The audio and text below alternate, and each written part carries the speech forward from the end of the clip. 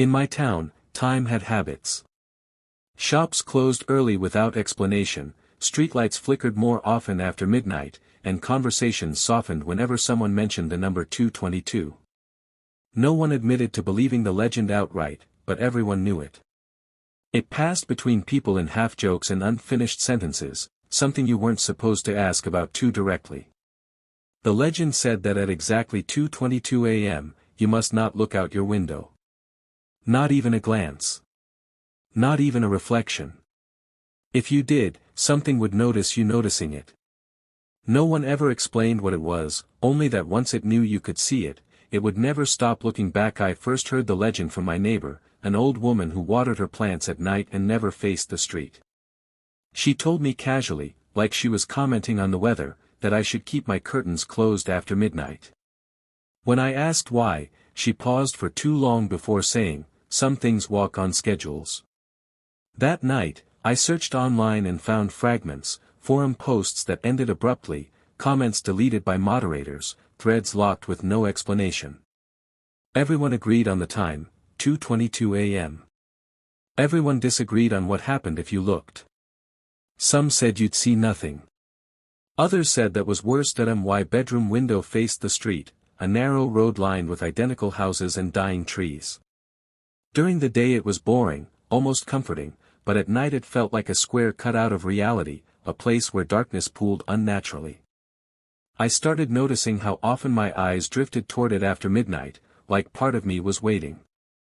I told myself curiosity wasn't belief. I wasn't scared, just interested. Legends only had power if you respected them, and I didn't. I left my curtains open on purpose, as if daring the story to prove itself. The night it happened, I wasn't planning to test anything. I was awake for normal reasons, too much caffeine. Too many thoughts. My phone read 2:21 a.m., and I remember thinking how dramatic it was that the moment was approaching. The house was silent in the way that makes your ears ring, every sound swallowed before it could echo. I felt a strange pressure, not fear exactly, but anticipation, like standing behind a door just before someone knocks. I told myself I wouldn't look. I truly believed that, when the clock changed, nothing happened. No sound, no movement, no sudden chill. I laughed quietly at myself, embarrassed for even feeling tense.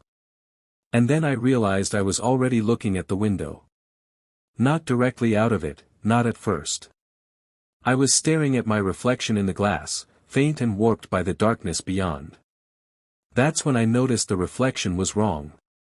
My face looked tired, but behind me, just over my shoulder, was a shape that didn't belong to the room. That I looked past the glass and out into the street. Everything was the same and yet not. The houses were still there, but the shadows between them felt deeper, stretched too far. The streetlight across the road flickered, not off and on, but dimmer and dimmer, like it was being swallowed. Then I saw movement. Something stood on the sidewalk directly below my window, perfectly still, its outline difficult to focus on, as if my eyes refused to accept it. I knew, instantly and without doubt, that it was looking up at me. The legend never mentioned eye contact, but that's what made it unbearable. I couldn't see its face clearly, yet I knew where its eyes were, because I felt them settle on me with careful attention. It wasn't angry. It wasn't rushed. It looked patient, like it had been waiting a very long time for someone to finally look back. My body froze, every instinct screaming to move, to step away, to close the curtains, but I couldn't. The moment stretched until time felt meaningless. That I didn't see the smile so much as I understood it. The shape shifted subtly, and suddenly the feeling changed. Whatever rules had existed before were gone. I had crossed some kind of boundary, and it was pleased. The streetlight went out completely, plunging everything into darkness except for the faint glow of my room reflected in the glass. I stumbled backward then, finally able to move, my heart pounding so hard it hurt. When I looked back again, the street was empty. Daylight returned the world to normal, but I didn't feel relief. The legend didn't say anything about immediate consequences. At school, people looked the same, but I felt different, exposed somehow. I noticed reflections everywhere: windows, phone screens, polished desks. Every time, I half expected to see that shape behind me again. I didn't tell anyone what happened. Legends become real when shared, and I was afraid that speaking it aloud would invite it closer. At 2:22 a.m. the next night, I stayed far from the window. I locked my door, turned my bed away, and buried myself under blankets. Still, I felt it. Not outside, inside. A presence, faint but undeniable, like someone standing just behind your thoughts. The house creaked, settling in ways it never had before, and I swore I heard slow footsteps pacing in perfect rhythm with my breathing.